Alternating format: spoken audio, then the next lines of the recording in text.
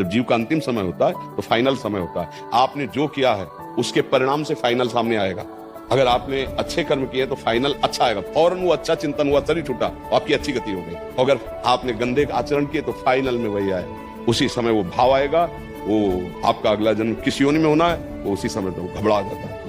मार भय का अवसर होता है जब प्राण छूटते हैं।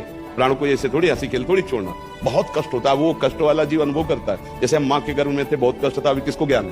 भाई हमको एक घड़े में बंद कर दिया जाए और उसमें सब घिनौने पदार्थ डाल दिए जाए, बोलो हमारी दुर्दशा क्या होगी? और केवल सांस लेने के लिए एक नली लगा दी जाए कि जीवित रहोगे मरोगे नहीं। ठीक ऐसी दशा गर्भ में थी। अगर आपको बताया जाए वो कष्ट तो आप हंसोगे कि यार ऐसा कोई कष्ट नहीं। जैसे तुम्हें माँ के गर्भ का पता नहीं है, ऐसे तुम्हें नर्क का पता नहीं है। जिंदगी एक बहुत बड़ी प्रश्नवाचक चिन्ह लेकर आई हुई है। इससे हमको उत्तर देना है। अगर उत्तर देकर नहीं गए तो 83,99,999 योनियां वो हमें बलात् भोगनी पड़ेगी। एक प्रश्न है, जीवन मुक्त हो जाओ।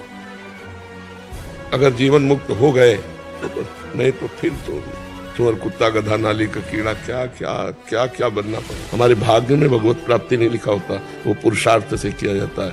सुख और दुख ये भाग्य के हैं। और भारी से भारी विघ्न से बचने के लिए जब आपको कभी संकट हो, ऐसा लगे अब कोई बचाने वाला नहीं, तो हृदय की बात ध्यान रखना।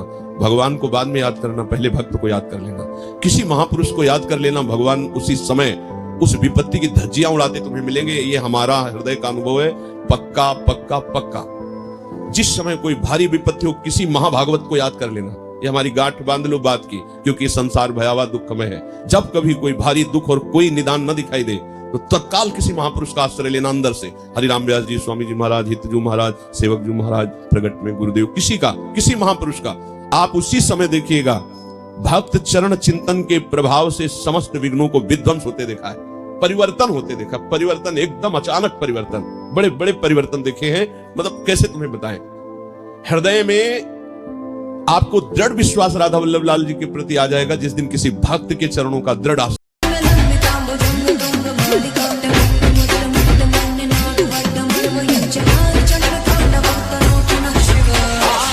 कि ये आपके जिंदगी का मेरे भाई एक ऐसा कुंभ हो सकता है।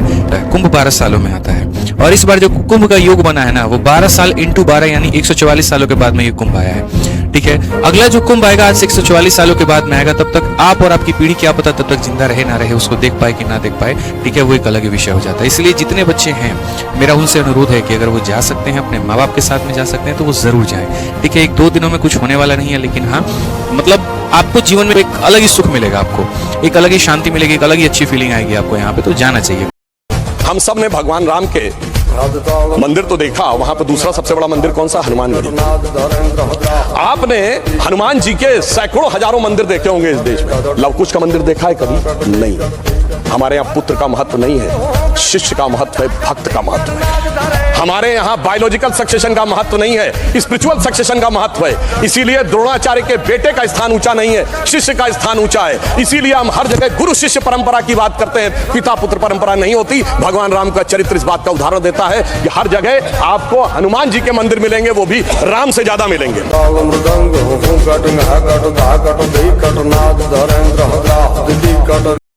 रोज हनुमान जी की स्टोरी क्यों लगाते हो? दवाई है, मेरी खोपड़ी में कितना टेंशन है तेरे को मालूम क्या? दवाई है रे।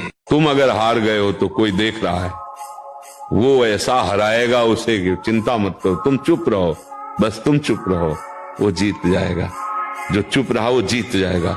और जो ये समझा कि देखा अब डाउन हुआ ना, उसको डाउन करने वाला कोई और है, बहुत बढ़िया डाउन कर देगा। सहन करने वाले के अंदर अध्यात्म की उन्नति होती है, और जो उसको कष्ट देता है वो अपने आप वही कर्म उसका। प्रभु को, राधा रानी को कह नहीं सकते कि आपका शरीर ठीक कर। नहीं, हम क्यों कहें? उनको काम कराना है। तो आप देख रहे हो 18 साल से किडनी फेल हो, हम उपदेश कर रहे हैं। कई लोगों ने हमसे कहा कि किडनी बदला लो, तो हम कहते हैं राधा रानी से कि जब किडनी बदलाने पर अगर हम सही काम कर सकते हैं तो इन्हीं किडनी से क्यों ना करवाओ।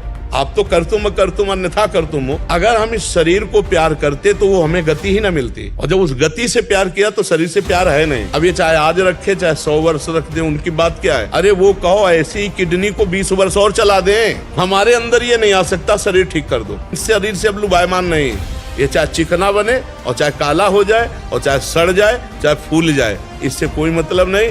जब तक जान रहेगी इसमें तब तक हम आते रहेंगे, ऐसे बोलते रहेंगे, ऐसे दहाड़ते रहेंगे, और जब उनको बुलाना तो बुला ले, कोई बात नहीं। इससे हमारा प्यार नहीं है, ये हमारे प्यार का विषय नहीं है। हमारे प्यार का विषय हमारी लाडली जो है और आप सबकी सेवा है।